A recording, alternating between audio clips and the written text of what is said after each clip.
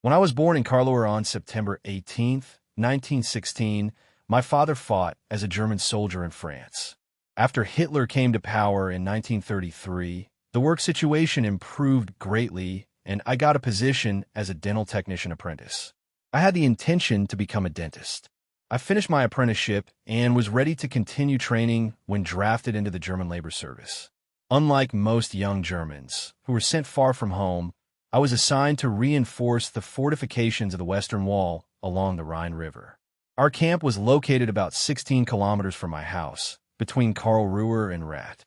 I was drafted by the German army directly from the German labor service with orders to report to the barracks of Baron von Forner in Carew on November 15th, 1938. On the afternoon of August 26th, 1939, I was sitting with my father in the local tavern, having a beer. The men were talking about work in their gardens and fields. I listened attentively until two military policemen entered and went directly to my table, following the military procedure. I got up. "Your documents, please," one said with a very serious face. "Do you have a bicycle?" I asked. "Yes, of course," I replied, wondering if it still worked. "You are ordered to report to the barracks immediately." The barracks were a mess. The companions were busy packing. A friend was already picking up my things. "What is happening here?" I asked. "Mobilization. Either they are playing with us, or there will be war," they replied. At midnight, the barracks were empty and we camped in the forest. Our heavy machine guns were prepared to shoot down enemy planes. The following night, we retreated to the Western Wall. On September 1st, we learned that the war had broken out since German troops had been fighting in Poland since 5 a.m. But where we were, the Rhine flowed calmly. Nothing moved, no shot was heard. We continued as if we were in training maneuvers. The calm remained for 14 days, until we heard the report of victory in Poland. Then they took us out of our bunkers and to Mlaka, where we were put on trains and transported to the area of Colonia and Dorf. We were housed in private homes and survived the intense cold in warm beds. We threw away the food from the field kitchen and ate with the civilians who took us in. Around noon on May 9th, 1940, we were ordered to pack, as we would not return to our barracks. In the early morning of May 10th, we crossed into Holland. We fired a few shots at a harmless fortress, and then the infantry began running. Our mission was to clean up some pockets of resistance and take entire battalions of soldiers prisoner. Near Lilla, we encountered intense artillery fire, our baptism of fire in Onang. In the shelter, we came across an English regiment entrenched on the other side of the river in a cement factory that was higher than our side and had a better line of fire. There we experienced the war as our parents had described it. The English surrendered after 2 days. They simply disappeared overnight. We continued our march to the last man, and we found groups of completely exhausted French soldiers along the way. We did not see the man because we were ordered to stop. It was a ceasefire and we fell like dead flies on the grass, completely exhausted, while other German units prepared for the festivities in Paris. We left on good roads to the north, in the direction of Dunkirk, after a few days of rest. We finally had 14 days of complete rest, our first vacation. The aviation technicians prepared, and I went with them. The hardworking French opened their black market, and we had everything. Money, which we could not use at home, but here everything could be bought. A pipe for my father and a nightgown for my mother were enough for me. We didn't really need anything, and I was too lazy to carry much of my backpack. In Dunkirk, we swam in the warm ocean, lay on the sand, played cards, and drank French wine. The French refugees were returning to their homes. We were surprised by their very different way of life. They lived wonderfully, with abundant food and drink. As occupation, we had strict orders not to disturb. In all the buildings, there were posters in French and German saying that whoever was found guilty of looting or rape would be shot. Dunkirk was the scene of the evacuation of the English and French forces from the continent after the German armies launched their offensive against France on May 10th, 1940, and swept through the neutral countries of Holland and Belgium, flanking the Maginot Line on May 26th. The English ships began evacuating the troops who had been pushed toward the French coast. A total of 338,000 troops 112,000 of whom were French, were transferred to England across the canal between May 26th and June 5th, before German forces reached the northern French port of Dunkirk, near the Belgian border, and captured the remaining French forces, 40,000 men, on September 18th, my birthday.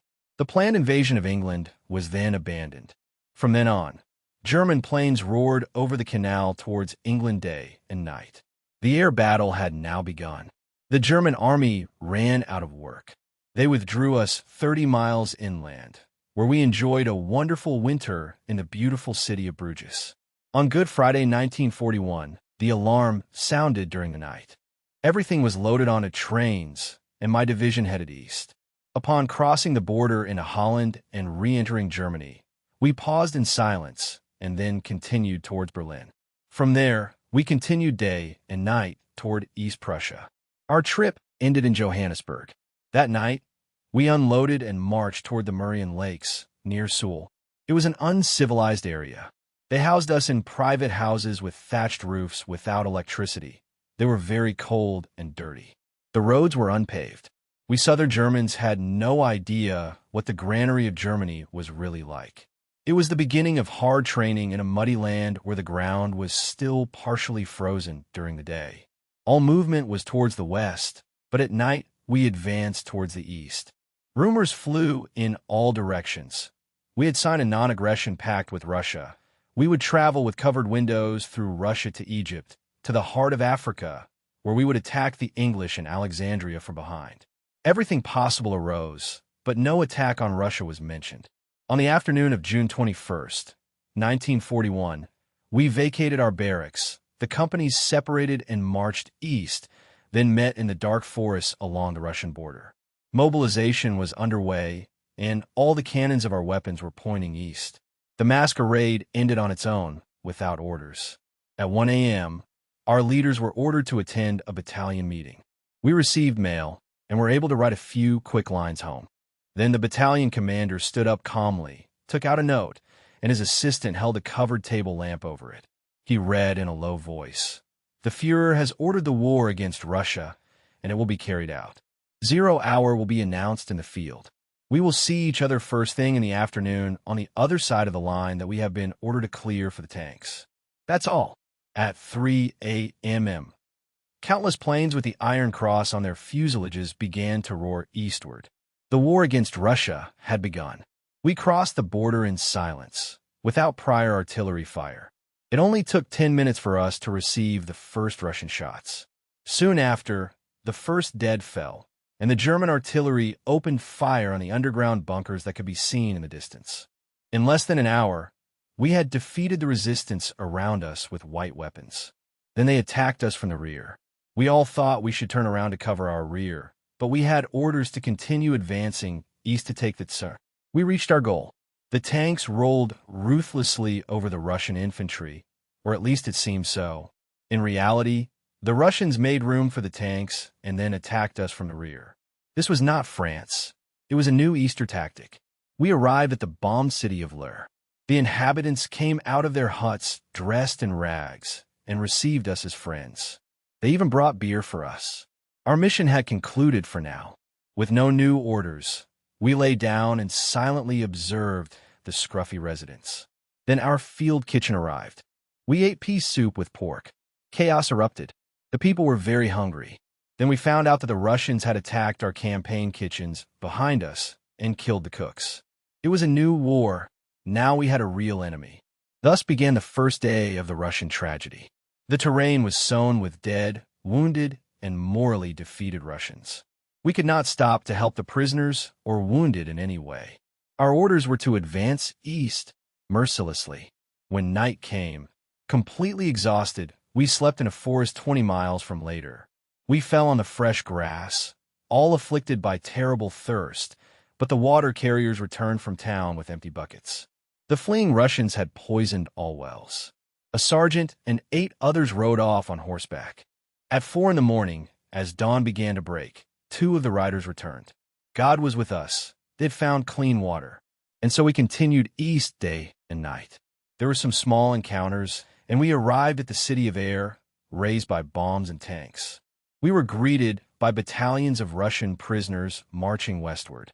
They were not accompanied by any German soldiers. We continued our advance towards the east. Our objective was Smolensk, the door to Moscow, but the Russians did not open it when we got within 10 miles of the city. Finally, we were forced to halt. The sounds of battle reached us clearly. Fighter bombers and tanks were in action. We learned that a Russian general named Timoshenko, surrounded by German tanks and under air attack, would not surrender. While we dug trenches to sleep and rest, the transport of ammunition and provisions continued without interruption. The doctors examined and bandaged the slightly wounded soldiers. We had lost 7 men and 3 horses on the march to Smolin. I had received a grenade fragment in my right thumb, and a white bandage forced me to hide my hand in my pocket. 3 low-flying bombers approached from the east, but no one worried, as we all thought they were German planes, except for a couple of fighter planes. We had not seen any Russian planes, but suddenly we realized that the bombs they dropped were aimed at us. It was too late for anything. Half a minute later, we saw the terrible image. Our company commander, soldiers, and horses had died from bomb fragments, and several had been wounded.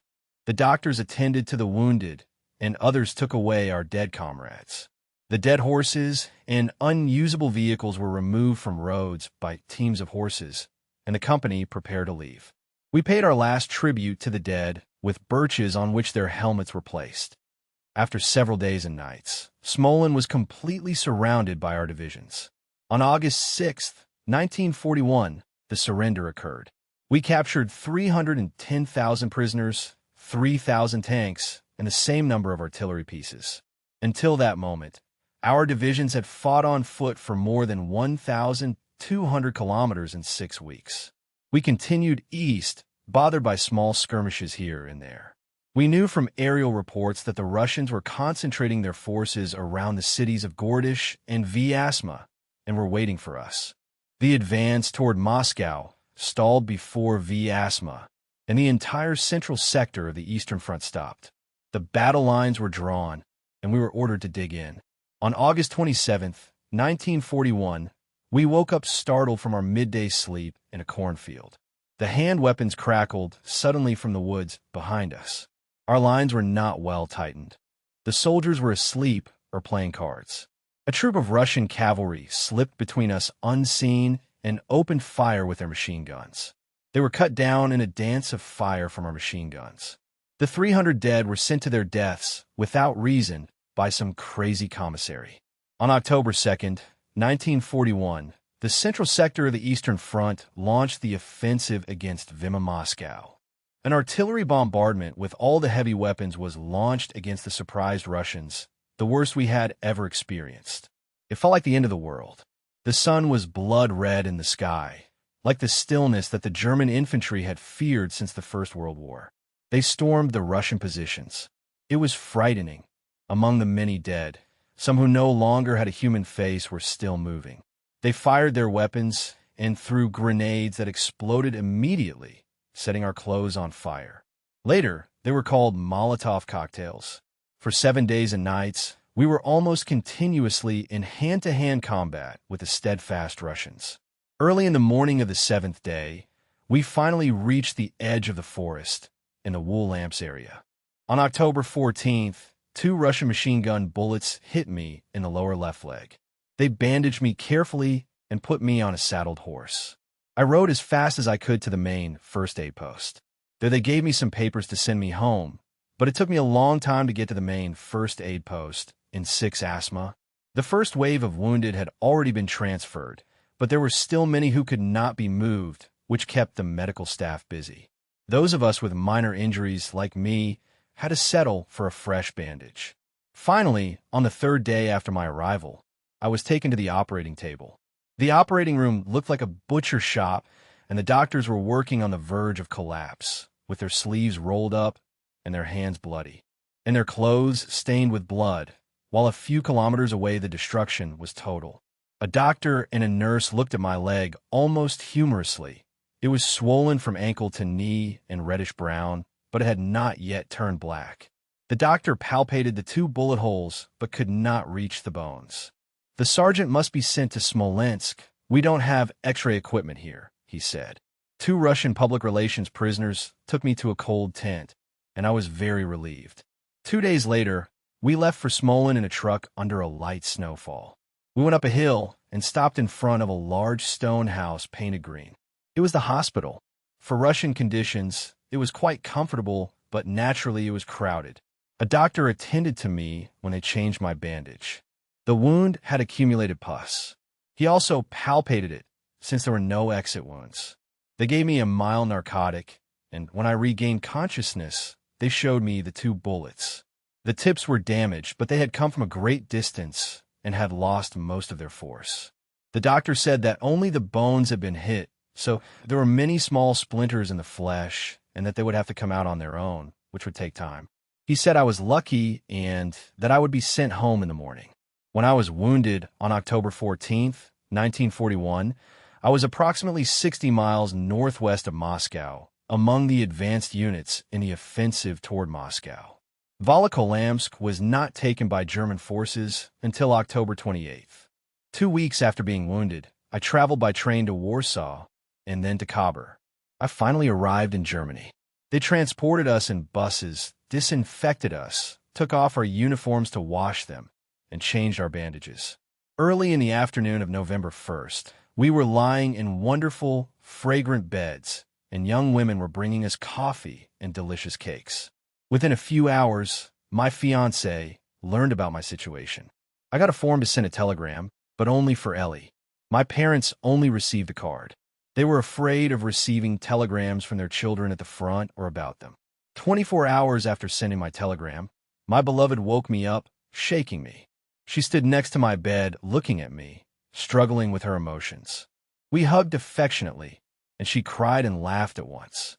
We looked at each other during a long, silent moment. There was my Ellie, young, blonde, and beautiful at 18. We left early on the morning of November 11th, 1941, traveling through Nuremberg towards Karlu, where I reported to the Mtesa hospital. The chief doctor looked at my papers immediately, then returned them to me and turned to the window and looked towards the bare and dark trees. After a while, he turned and watched me carefully. "How are you?" "You were in the central sector, where my son is assigned to a main aid station." "It's a shit, isn't it? At a main aid station, you don't have much time to think about yourself, doctor." I know he only sends a card now and then. As a young doctor, he always got sick when he had to treat stomach wounds. "Were you satisfied with your treatment?" "Of course, doctor." He forced a smile and said, "Especially since they sent you home. You have come here with an escort. Walk around the room. There are small splinters in the leg that will come out over time unless they move towards the arteries, but don't worry, we will monitor them with X-rays." When Ellie and I left, night had fallen, and the city was completely dark under a thick layer of clouds, but we knew the way well. We walked hand in hand, although it was forbidden for soldiers.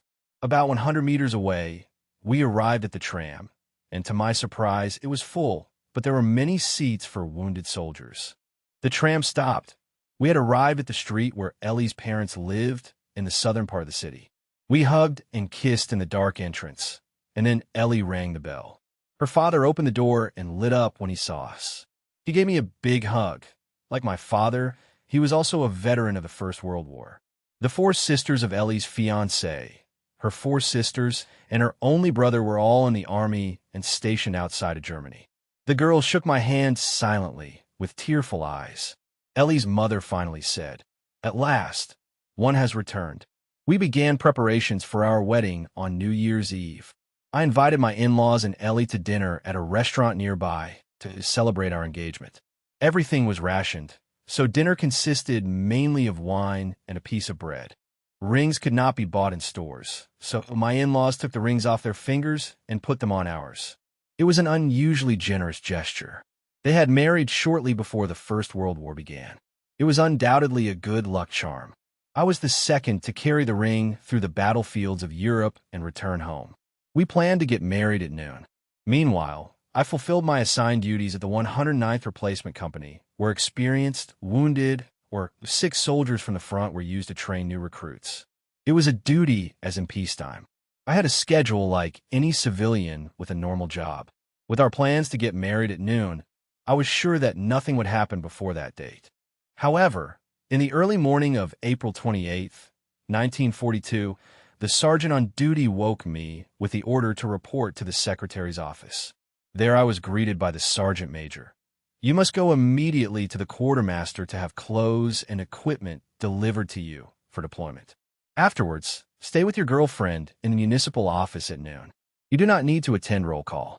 After the wedding, you must return to the barracks to march with the others to the train station. The train leaves for an unknown destination at 2 in the afternoon. Understood. Shortly before 10 o'clock, I rang the bell at Ellie's house. She was upset because I visited during service hours. I could only tell her, the blue dress is ready. We are getting married today at noon. The people had grown used to the war. Ellie looked at me confused and only said, "You have to leave." She did not cry, but she was so pale, I feared she would faint. Her mother left us alone in kitchen. We hugged, and our kisses could not wait. Then I had to leave and told her to be at the town hall with time to spare and not forget the papers. Where is your father? In Vineyards. He has today off today. What time does your train depart? At 2 o'clock from platform 8. Please come by yourself. In the barracks, everyone was busy packing up. I informed the sergeant major that my girlfriend had learned about our wedding. I was going to eat and then travel to the town hall. He said that was okay. Be here punctually at 1:10 p.m. For the march to the station, only Ellie, her mother, and her sister Anna were at town hall. The others were still at work, knowing nothing of the ceremony. I could not contact my parents. They had no telephone at home. I felt a miserable anger outside. I could not let anyone notice. The municipal official called us to the altar, and suddenly everything felt festive. Instead of receiving a Bible, as at other times, the official gave us a copy of the... Now, Ellie and I were a couple now. Only the hard sound of my boots' heels echoed on the stone staircase while we hugged with our faces masked in the street. I only wanted to see Ellie at the train station on platform 8. There were women, wives, and even some children, but none had smiles on their faces. Goodbye is such a horrible word. My wife was also there in the middle of all the confusion. She seemed so alone and abandoned next to the train with the doors open, but her face lit up when she told me she was pregnant. I was glad she had a large, good family at home and that they would take good care of her. She would be a good mother to our child. We hugged without words. Everything humanly possible had been said in silence, but with clarity. I felt in my throbbing heart that I would see her again at exactly 2 in the afternoon. The train left the station. The next morning, we arrived in Berlin, where the train stopped at the Friedrichstrasse station. We had to disembark. A small committee was awaiting us. They put us on army buses and took us to a military hotel. They gave us breakfast, and then a captain spoke to us. Men of Bonn-Hessen and of the Eifel, I welcome you to the capital of Germany, Berlin. You will be our guests in the city for 3 days. You will stay here and you'll be cared for. We will show you the sights in the city for 3 days. We visited museums, churches, castles, and monuments. Then they took us to the train station, and we continued east, passing through Frankfurt to Rotterdam. There, we received leadership training. The first week, they treated us like recruits. The second week, we worked hard learning more about the use of handguns.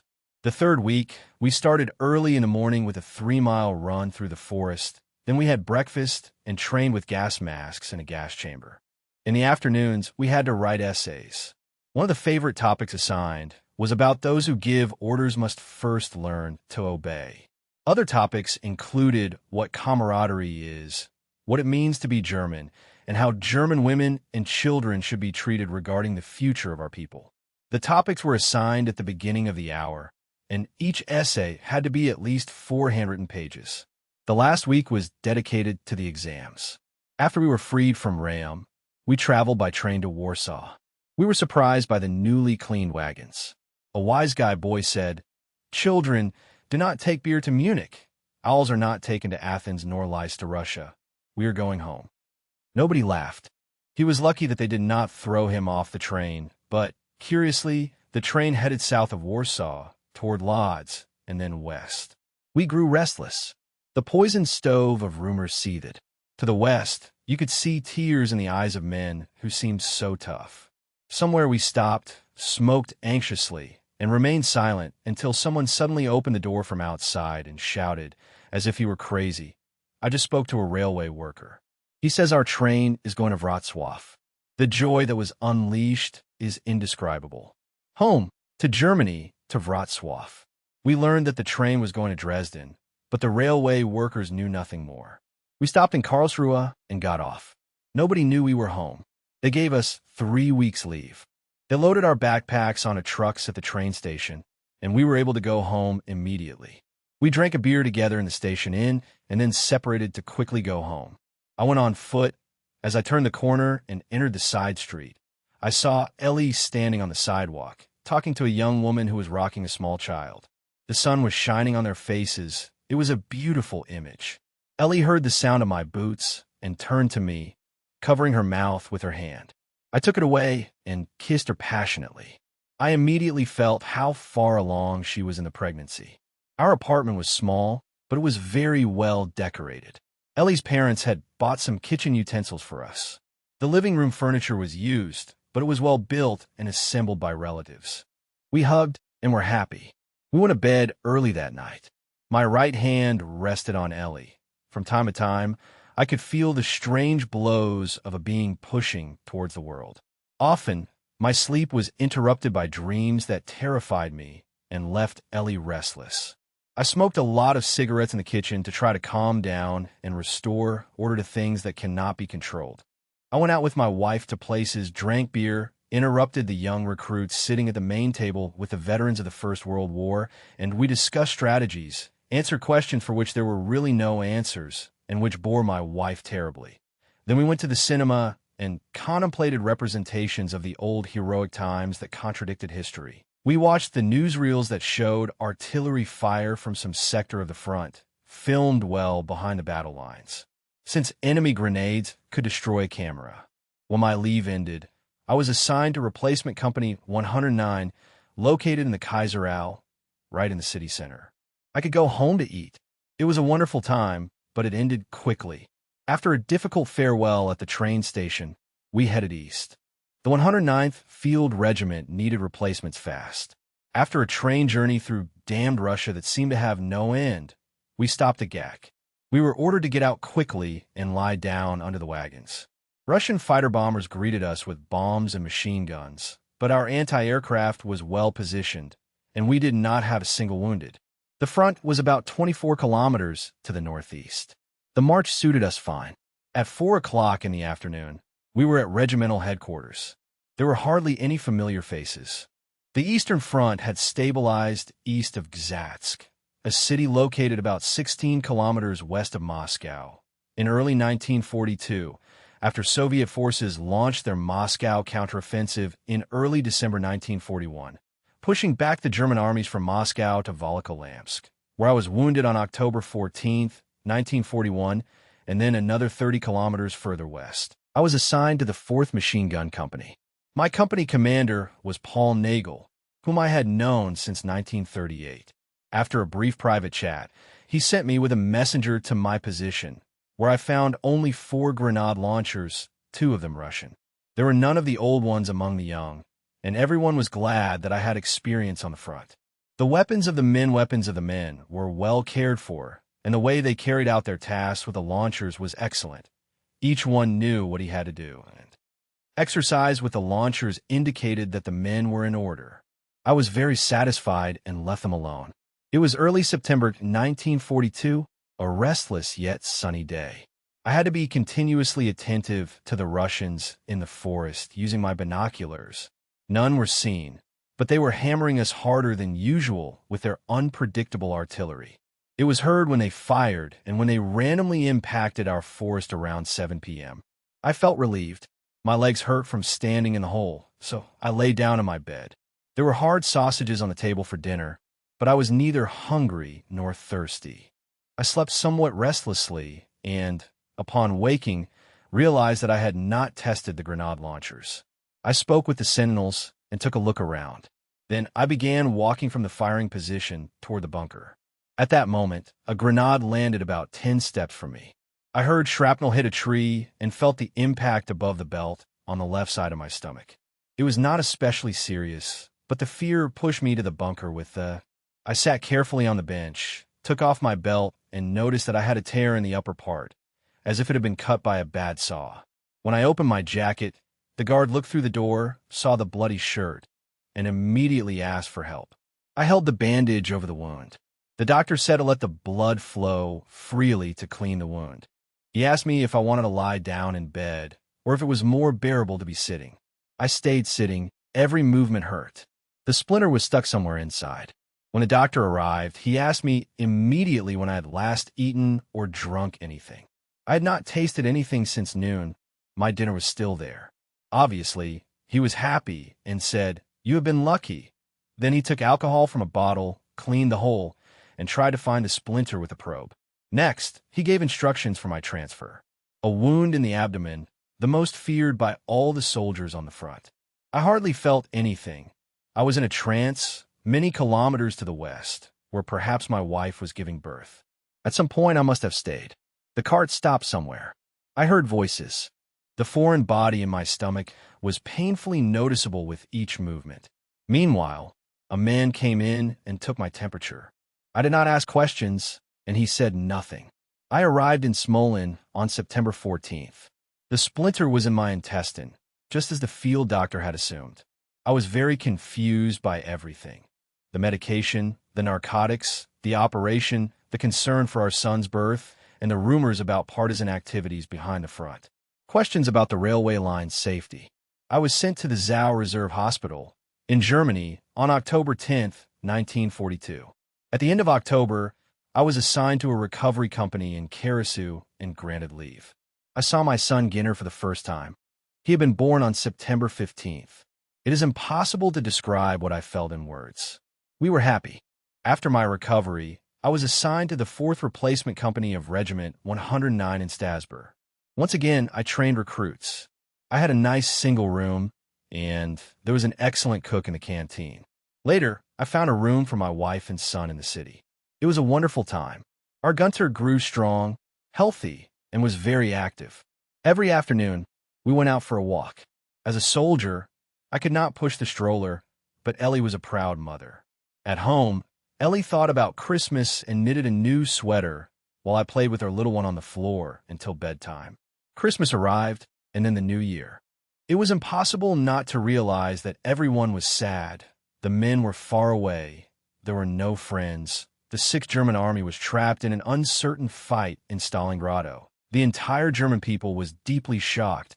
A glance at the map, and anyone could see the dangerous situation throughout the southeastern front, where our troops, in their advance to capture Russia's oil source in Baku, faced being isolated by the enemy. But the leaders at First Emperor headquarters maintained that the Russians no longer had anything else, that they were at the limit of their forces. Then it hit us like so many other German families before us. My honorable and admired brother August Hoher died in combat. Aboard his submarine, Stalingrado sank in ruins. The Russians won. 300,000 Germans devoured by giant Russia. One of the objectives of the Russian campaign was the capture of the rich oil fields of the Caucasus region, known as Operation Blau. The offensive slowed due to heavy spring rains until June 28, 1942. Convinced that the Russian forces were almost finished, a few weeks later Hitler ordered a major attack on Stalingrado, an industrial city located on the Volga, about 560 kilometers southeast of Moscow, originally known as Volgograd. The city was renamed Stalingrado in 1925 in honor of Joseph Stalin, due to his association with the city during the Russian Revolution, in which Stalin led the Russian fight against Hitler's troops. Stalingrado was important not only as an industrial center and gateway to the Volga and Caucasus areas, but also as a symbolic target for the German forces, against the advice of his generals, who considered conquering the oil fields of the Caucasus and Stalingrado at the same time impossible. Hitler insisted that the battle continue. German troops began attacking the city on August 20th, 1941, after intense aerial bombardment. On September 13th, the Germans were on the outskirts of Stalingrado, where every meter advanced was conquered with great difficulty. On November 19th, the Soviets launched a successful offensive aimed at isolating the approximately 300,000 German soldiers of the Sixth Army by means of the movement of German troops on the southeastern flank completely surrounded the Sixth Army. The general commander Friedrich Paulus requested permission to break through the Russian lines to the southwest, but Hitler ordered Paulus to hold his position at all costs and promised him that a rescue operation would be carried out. The rescue operation failed due to lack of food, clothing, ammunition, and gasoline, and intense pressure from reinforced Russian troops. Paulus surrendered the 6th German Army on February 2, 1942. Of the 280,000 Germans who were initially in Stalingrad, 147,000 died, 99,000 were taken prisoner, and 40,000 were evacuated, most of them seriously injured.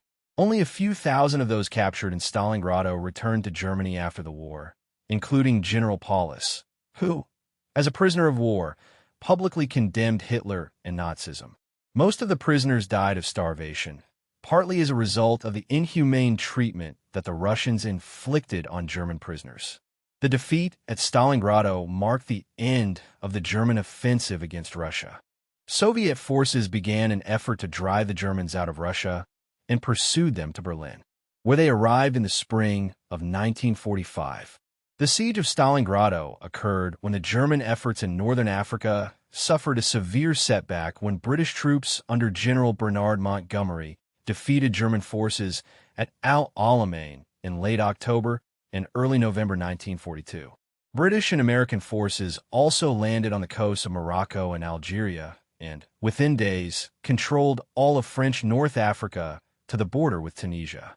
The defeats in Stalingrad and North Africa marked the end of the German advance, which had begun with the invasion of Poland in September 1939. I often trained the recruits.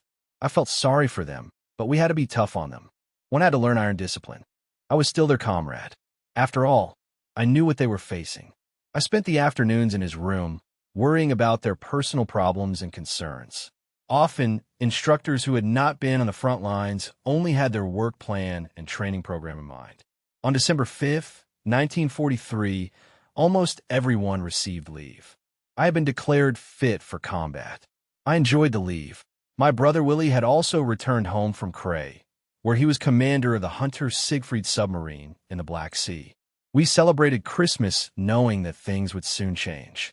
My former partner Robert Lutine informed me that we were going to France. All the German soldiers were happy with the news.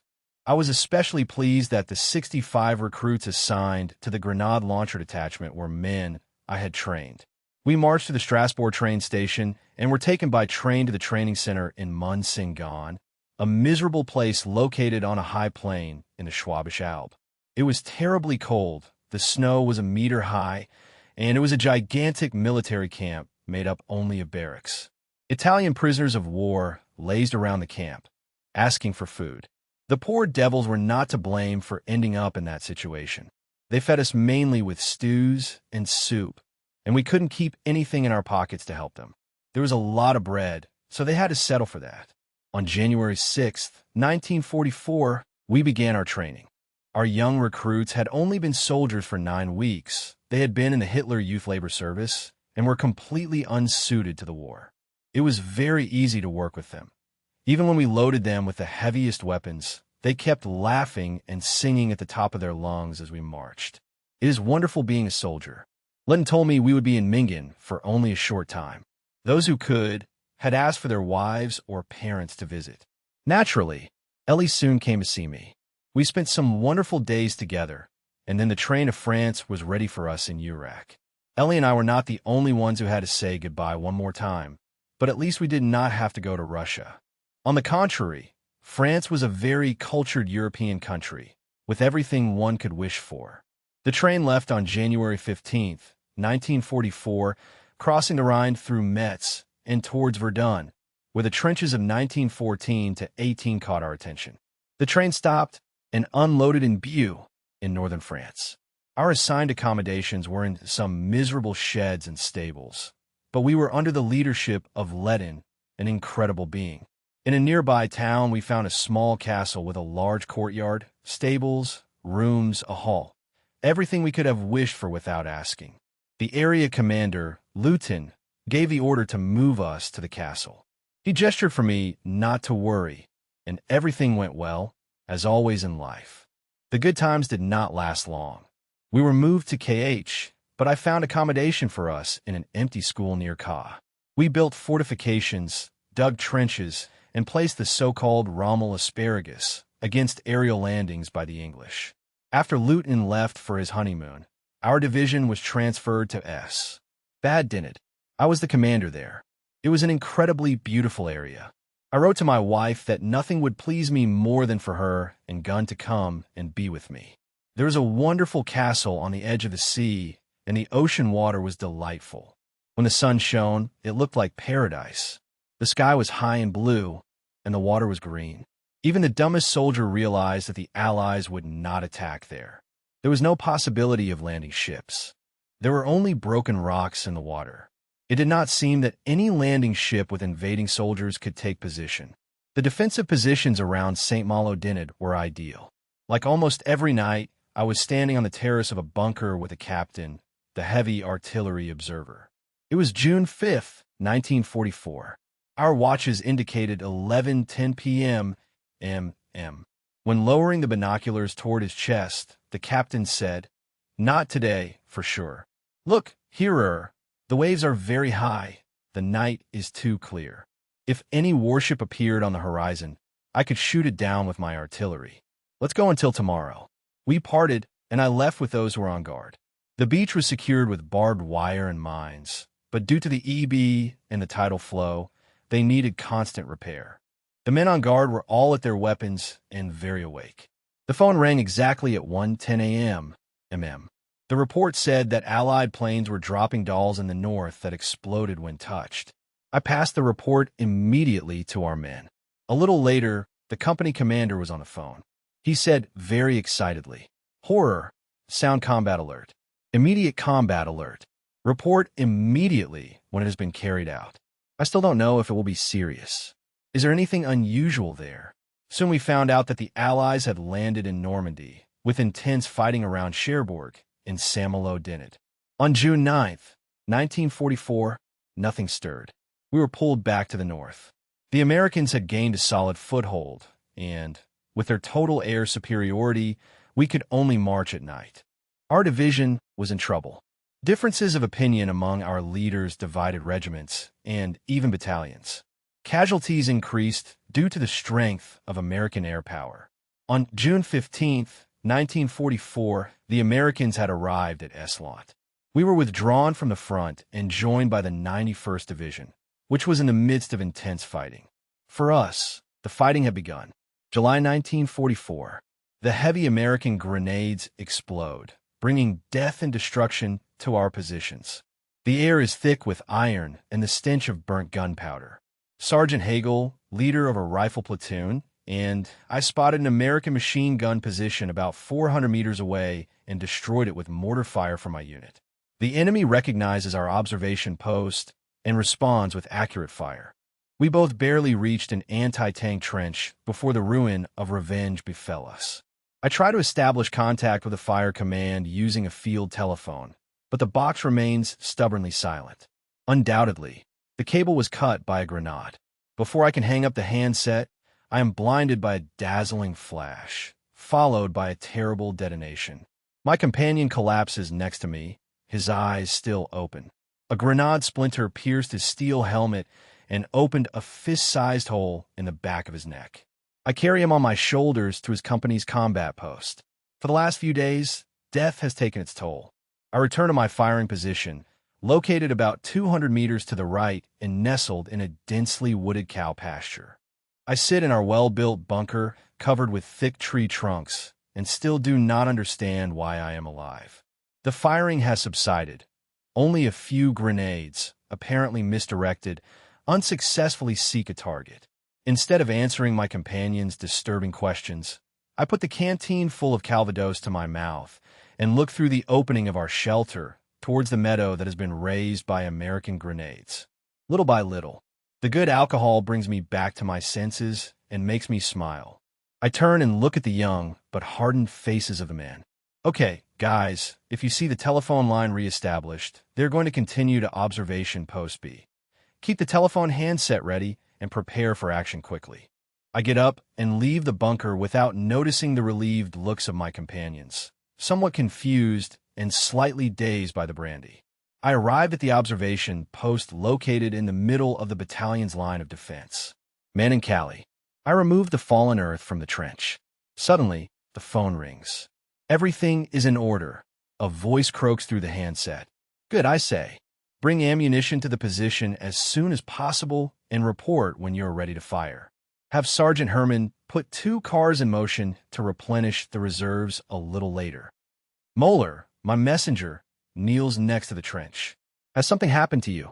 He asks me. I was worried about you. Don't worry about me.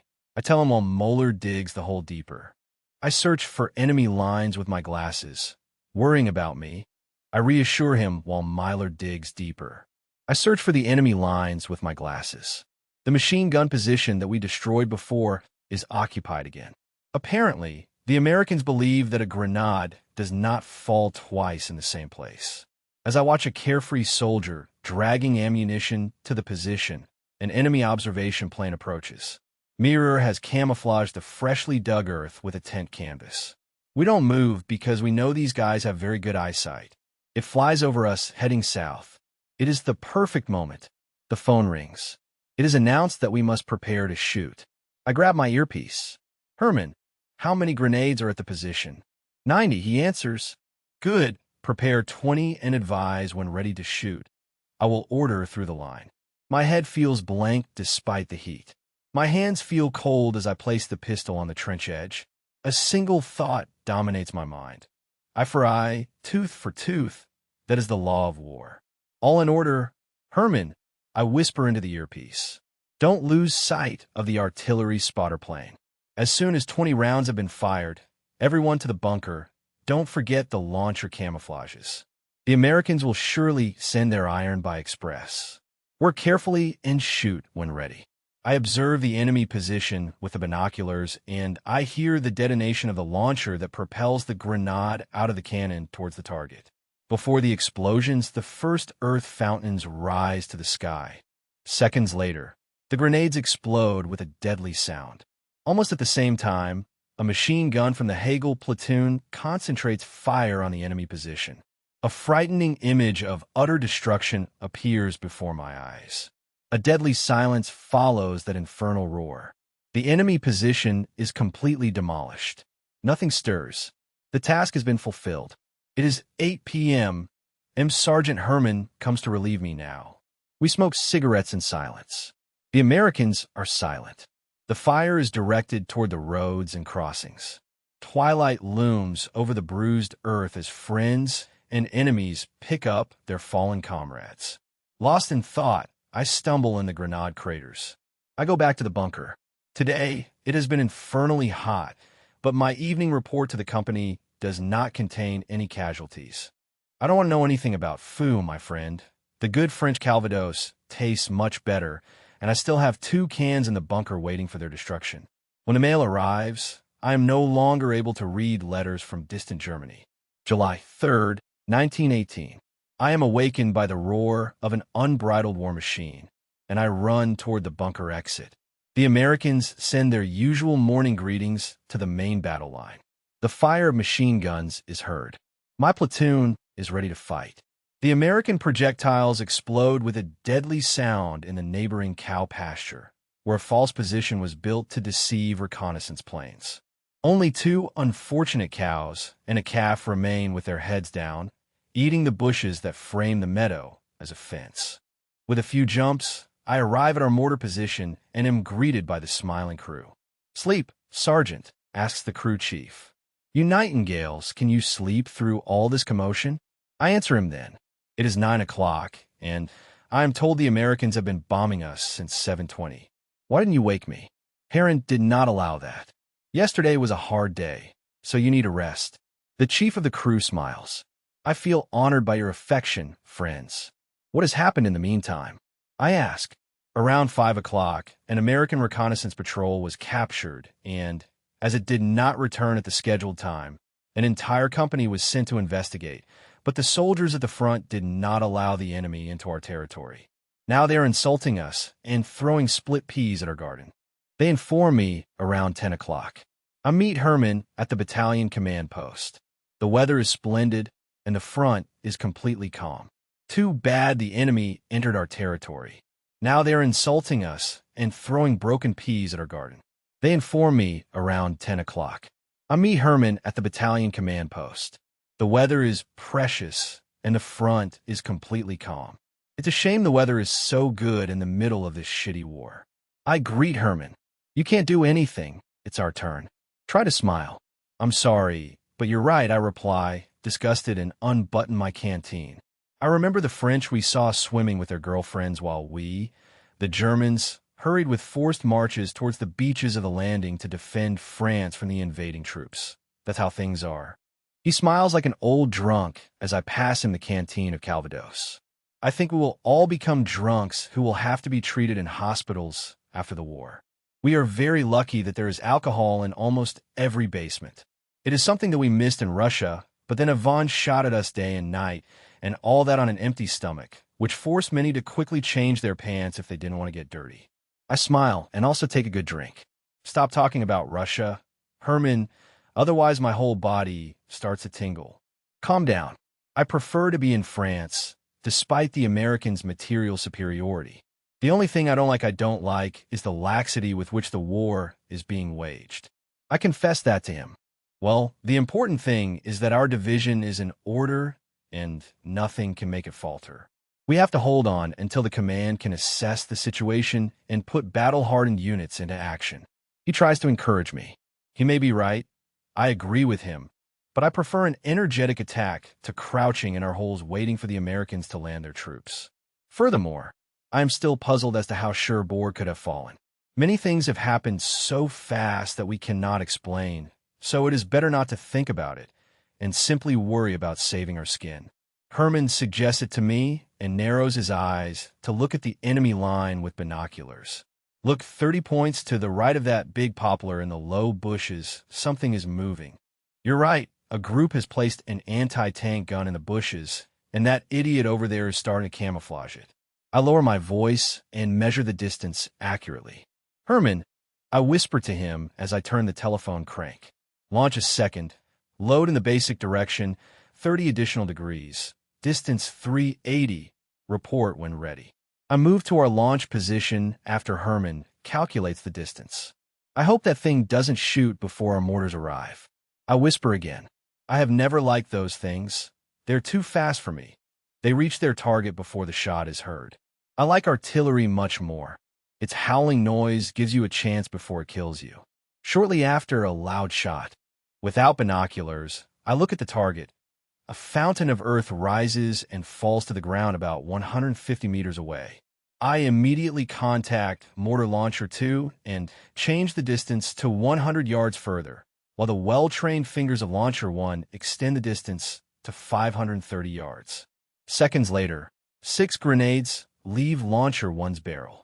6 gray-black fountains engulf the target, and the distinctive cry of at least one seriously injured man is heard.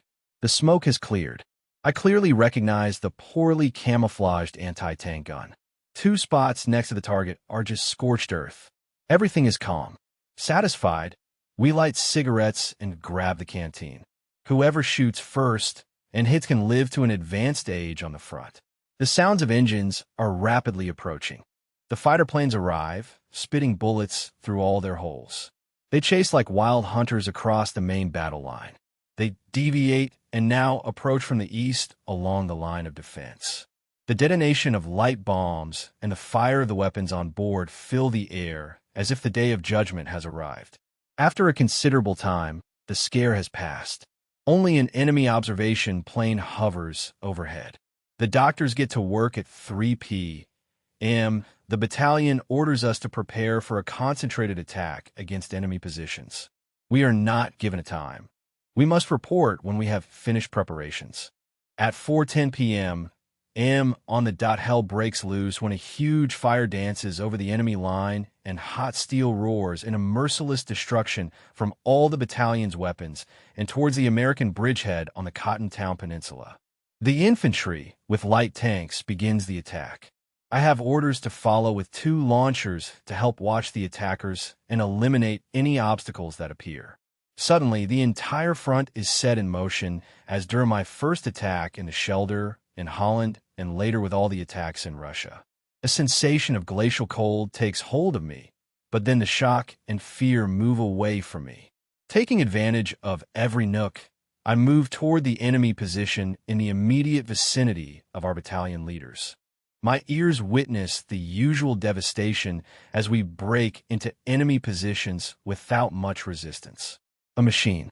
With its dead, there lies a soldier who received a splinter when he was already in retreat. In the trenches are broken boxes of cookies, cigarette packets, and chocolate wrapped in gray cardboard. Moved, I look at an American who had a grenade splinter pierce his ear, ending his life. He is at most 30 years old. A reddish, sparse beard covers his chin. His shirt is unbuttoned, and a thin chain with a small silver cross lies on his hairy chest. The attack continues. American prisoners approach, with shaved hair and disfigured, mask-like faces.